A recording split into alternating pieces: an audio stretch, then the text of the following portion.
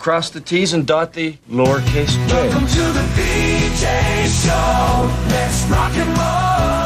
Rock and roll. Come on, everybody. Let's lose control. Brad and John, they're the ones to follow. Yeah, ready for the ride. It's the BJ Show. BJ Show. It is the BJ Show. Today's date is September 8th already. Can that be right, John? September 8th?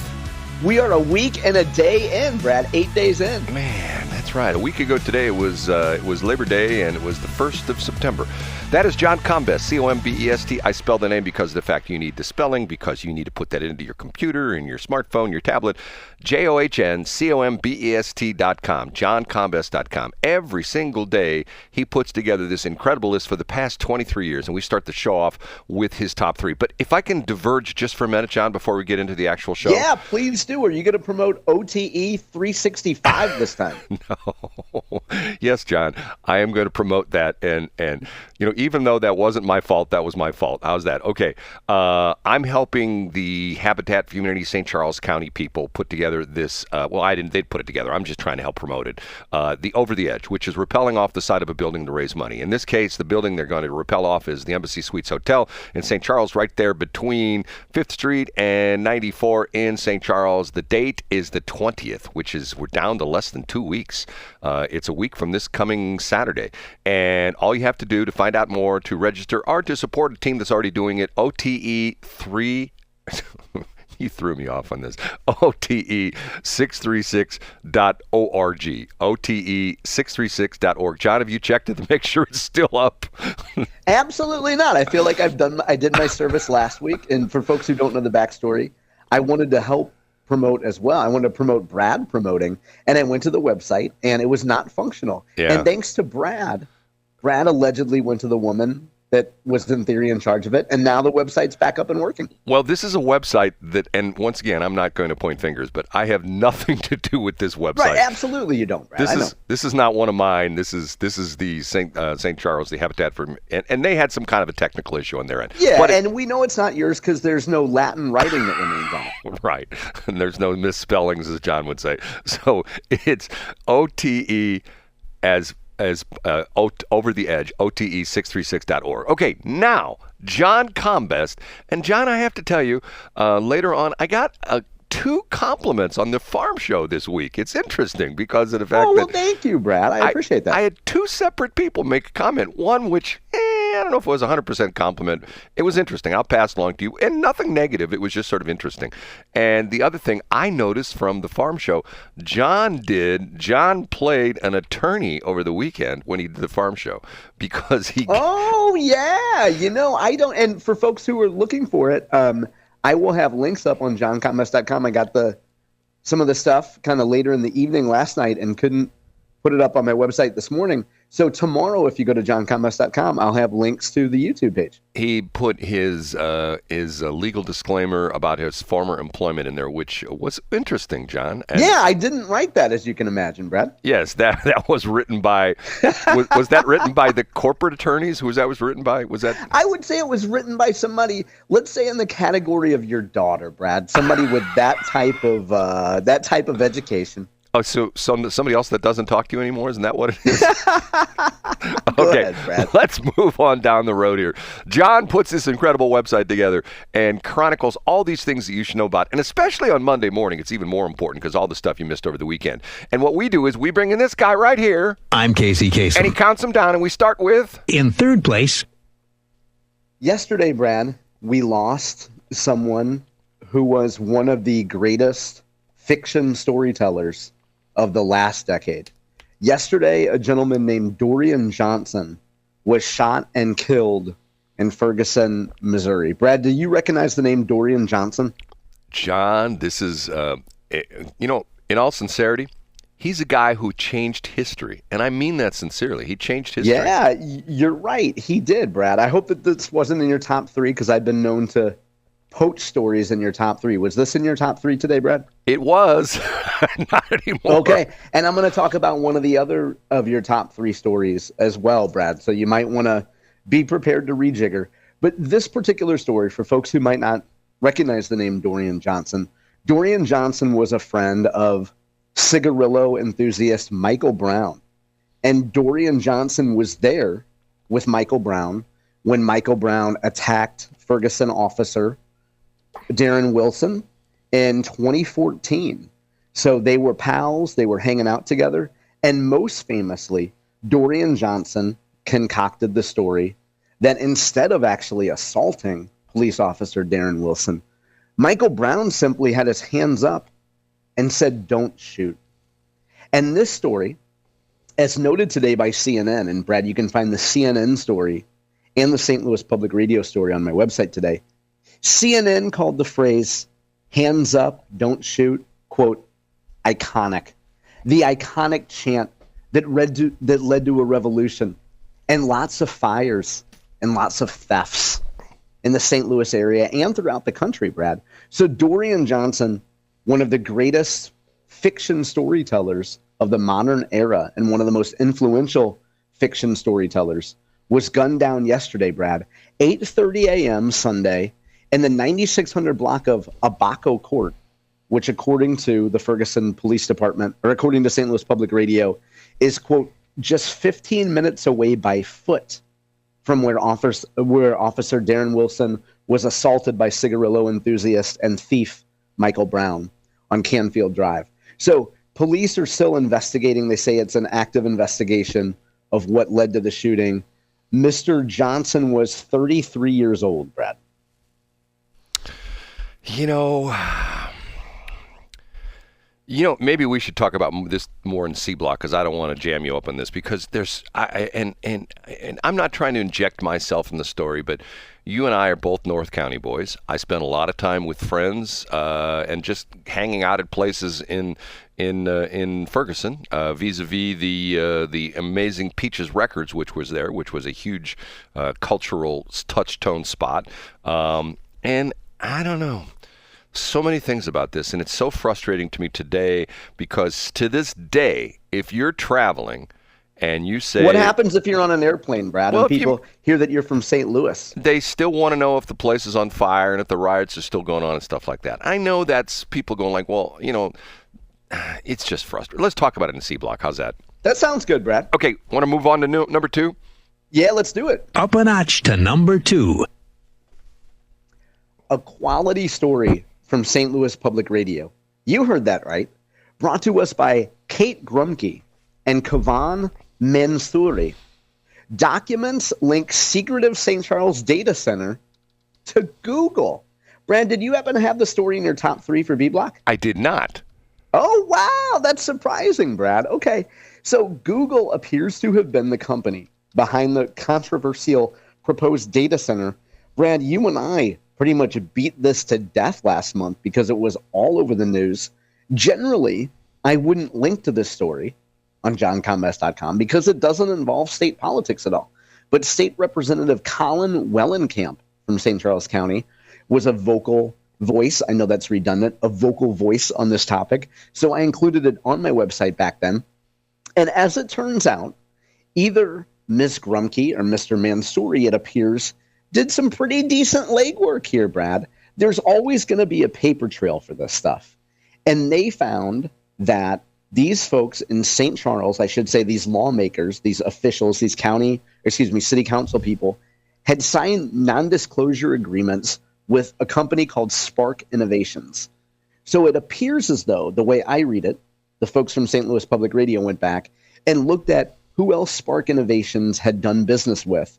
And as it turns out, the Arkansas Democrat Gazette on Friday reported that this company had dealings with Google for a data center that's being built in West Memphis, Arkansas.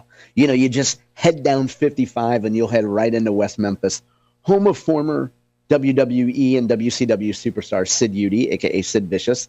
But I digress. So St. Louis Public Radio was able to tie Spark Innovations with Google and say, aha, we bet it's going to be Google. Now, as you know, Brad, and as you and I discussed last month, if you sign a non-disclosure agreement, by definition, you can't disclose certain things. So You can't go to St. Charles City and say, hey, we think we figured it out. It's Google, isn't it? And they can't confirm it. So it appears as though, Brad, that mysterious data center was indeed going to be Google. What do you think, Brad? Whatever happened, and I should have kept up on this. Remember, the deal was they withdrew the application, and part of the reason they withdrew it is because of the fact that it had been shot down. They couldn't have brought it back up for a year, and then Just 1 year, yep. And then there were a group of people that tried to essentially have the city council put in a special amendment that particular, even though they never even brought it to a vote, that particular zoning request could not be brought back for a year. Where does that stand? Were they capable of doing that, or is it still to the point where they could bring it back? Well, according to the lead here in St. Louis Public Radio, it led to a 1 year data center ban, but I don't know if they're going to be able to bring it back or not, Brad. I don't know. You know, it's to the point where you and I talked about this last week. Remember, I brought up the story about the monstrous data center that's going into Louisiana, and the people there are, for the most part, are welcoming it. And here, the people are trying to shoot. Well, essentially, they did shoot it down. I don't get it. I don't understand it. It's the ultimate NIMBY thing. The ultimate NIMBY. It's just like, what's sort of interesting about this is, in the St. Louis area, for most part, people don't like radio towers. Do you know what's going on in Kansas City, even as we speak? No, what's happening there, Brad? There is a famous tower there that is 1,000 foot. It's interesting because it's 1,000 foot freestanding tower. And in the tower business, once you get over about 400 or 500 feet, most of the towers are guyed because it gets to be extremely expensive to build a freestanding tower because you have to make it very, very, very strong. They are relighting the tower. They're putting like 12,000 LEDs up and down this tower because it's a landmark in Kansas City. In the St. Louis area, it's an eyesore.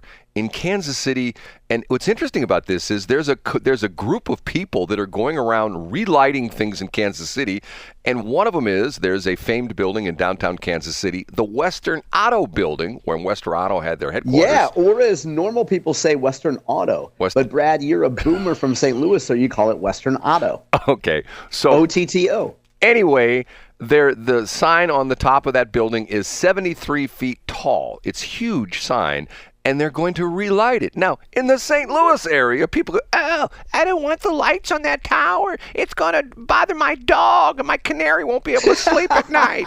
You know what I mean? In Kansas City, they're going like, yes, it's a landmark. Light it up. Yes, we need that. Kansas City is known for its lights, the famous song Kansas City Lights. Maybe that subconsciously plays a role, Brad. I think people, you know what? Can I be honest with you, John? My two sons lived in Kansas City for a while. My one son lived there for a while, and then my youngest son moved in with him for a while. And I have to tell you, whenever I was in Kansas City, I felt like it was a more open and welcoming and progressive place than St. Louis. Is that bad to say something like that? Well, a little bit of bio creeped up when you use the word progressive. I loved Kansas City, Brad. My dichotomy is I don't generally like Kansas City sports teams or sports fans, but I love Kansas City overall. I think I talked about this on the early days of our show, but my sister went to college in Kansas City. So I spent a great deal of time, or I'd say a bit of time, in Kansas City in the early 1990s, and I love the city, Brad. Don't you feel that they have, maybe it's because of the fact that it doesn't have the tradition that St. Louis has, because Kansas City was a relatively new town as compared to St. Louis. St. Louis was literally the reason that the Gateway Arch is called the Gateway Arch is because it was the gateway to the west. Once the people got here, there was nothing to the west of us. I mean, yeah, so you're saying that because Kansas City is newer, it tends to, by definition, be more open and welcoming. I just always loved downtown Kansas City. You could stay down there. You could stay in Westport. You could walk around. Now, there's probably people that visited St. Louis in the 1990s who would say the same thing about the central rear end or other areas in the city. And, of course, that's not true today. So I don't know, Brad. By the way, I was just punching buttons on Friday, and I'll mention this because we mentioned it one time before. The Clay and Buck show, the Clay Travis and Buck Sexton show.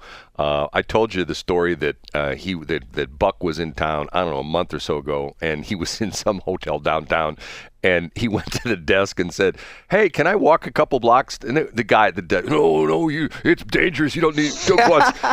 He told that story again on Friday, which just really helps the St. Louis area. And he went into more depth this time about the story. I'm thinking to myself, okay, I think I know which hotel he was in. But he's talking about the fact that the desk clerk, and then apparently he embellished the story a little bit more, that someone who was in the lobby, who was a St. Louisan, heard him say that he wanted to take a walk. And this person came up to him and said, oh, no, that's not good. You don't want to, if you're going to go anywhere, take an Uber. You don't want to be walking anywhere. They should have had Brad Hildebrand there, and Brad would have come over and said, sir, I will gimp with you wherever you want to go. Yeah, okay. And by the way, man, did I gimp yesterday. That's a whole other story. I beat the crap out of my body on Saturday retrieving. There we go. I love to hear it, Brad. Retrieving my burnt up Did you catch lung. your neck on fire this time? Well, let's save it till B block. I was retrieving my burnt up zero turn, and John, I now officially will hereby state that Matt Lawnmower is jinxed because all the crap that happened to me on Saturday. Okay, we're ready for number one? Yeah, let's do it. The number one.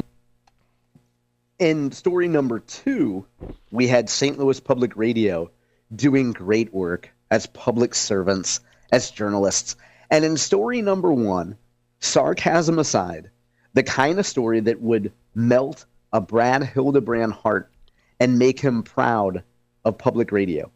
A headline from Nivea Brown in Columbia, Missouri. KBIA and KOPN raised thousands of dollars to cover funding cuts. Ever since Donald Trump and the Republicans cut funding to Corporation for Public Broadcasting, which would trickle down to public radio stations, KBIA in Columbia and KOPN in Columbia were on hard times, Brad, and they decided to launch fundraising appeals. KBIA reports that in the first month of fundraising, so roughly the month of August, they have raised half of their $500,000 goal. In other words, Brad, they raised about $250,000 in roughly a month. KOPN, you probably know more about those folks, Brad. They've had an eclectic mix. I would compare them as like being the KDHX of the Columbia area. They have brought in $47,000 to be their most successful campaign in recent history. Brad, these stations complained so much about not getting more taxpayer money. And you and I on this very show said, where are the liberals, the progressives, the tote bag crew to write checks? Why don't you just go out there and raise a little bit of money? And to their credit, Brad, KBIA and KOPN have gone out there and raised money. So to quote Alfred E. Newman, what? Me worry? Why should public radio stations complain, Brad? They have a progressive group of listeners that open their hearts, their checkbooks, and donate their time and treasure to public radio.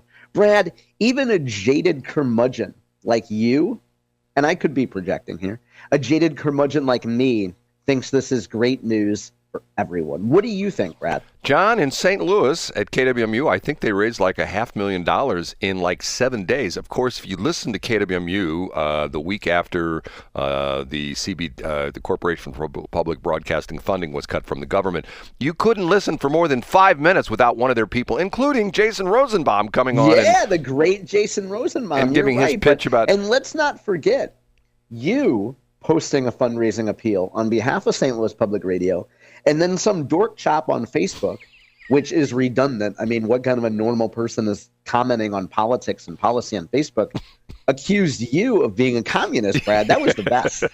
I was a commie. He called you some kind of a pinko communist. Right. And it's like, clearly there's men of a certain age that don't understand sarcasm. My friend Brad Hildebrand is usually quarter tongue-in-cheek, but the people who are his quote-unquote friends on Facebook don't get that you're being sarcastic.